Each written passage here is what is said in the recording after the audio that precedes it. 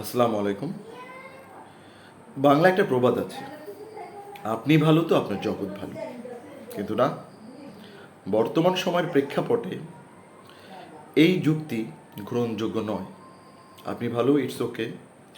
আপনি বিশ্বাস করছেন আপনার চারিপাশের মানুষ আপনার সেই সরলতার সুযোগ নিয়ে আপনাকে বাঁশ দেওয়ার অপেক্ষায় বসে আছে। এখন সিদ্ধান্ত আপনার, এই সমস্ত টক্সিক মানুষকে আপনি জীবন থেকে ডিলিট করবেন বা করবেন না, বা বাঁশ খাওয়ার জন্য অপেক্ষা করবেন কি না।